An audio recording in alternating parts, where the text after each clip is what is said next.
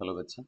JEE mains 2025 24 जनवरी evening shift का paper का question है। देखो, कह रहा है कि केरियस मेथड में अगर हम हैलोजन का एस्टिमेशन करें तो 0.25 ग्राम सैंपल हमको गिवन है ऑर्गेनिक कंपाउंड का, और उसमें 0.15 ग्राम हमको मिला सिल्वर ब्रोमाइड। तो हमें ब्रोमीन का परसेंटेज पूछ रहा है, और साथ में उसने 10⁻⁻1 दिया है। मतलब हमें यहाँ कोई डेटा फिल करना है। ये वाला डेटा ऑलरेडी है हमारे पास। सिल्वर का मास दिया है और ब्रोमीन का दिया है, राइट। अब देखो, अगर हम फॉर्मूला इसका पुट करें तो सीधा सीधा फॉर्मूला इसमें लगाते हैं। परसेंट ऑफ हेलोजन यानी परसेंट ऑफ बी आर अगर हम यहाँ पे रखें तो इसका फॉर्मूला बन जाता है क्या? Mass of bromine, mass of bromine. तो बी आर का मास यहाँ रखेंगे, अपोन में रखेंगे mass of A G B R. ठीक है, mass of A G B R. ठीक है, इनटू में रखेंगे कितना? जो हमें अमाउंट ऑब्टेंड हुआ है सिल्वर ब्रोमाइड का, तो obtained mass of silver bromide, mass of AgBr।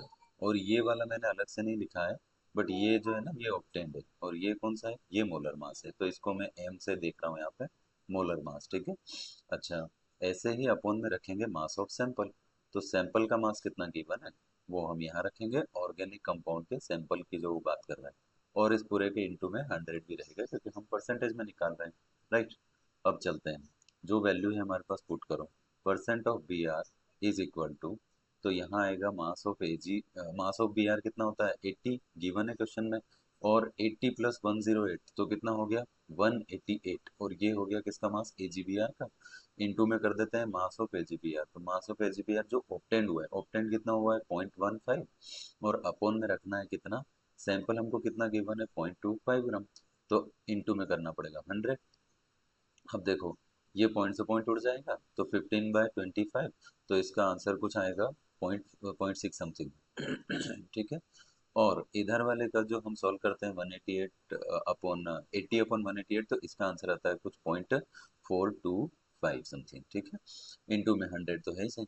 तो जब इस पूरे को सॉल्व करते हैं ना तो यहाँ से हमारा आंसर आता है कितना? 25.53, है ना। तो अब ये कह रहा है कि हमें ऑलरेडी यहाँ पे पॉइंट 10⁻⁻1 तो दिया ही है, यानी इस पॉइंट को मैं इधर शिफ्ट करूँ यहाँ पे, तो ये बन जाएगा कितना? 255.3 इंटू 10⁻⁻1। और ये थ्री हम नियरेस्ट इंटीजर में ले रहे हैं, तो ये थ्री ना भी रखें तो चलेगा। मतलब अब हमारा आंसर कितना हो जाना चाहिए? 255 इंटू 10⁻⁻1। तो ये हमारा आंसर है, 255 इसका आंसर। Thank you.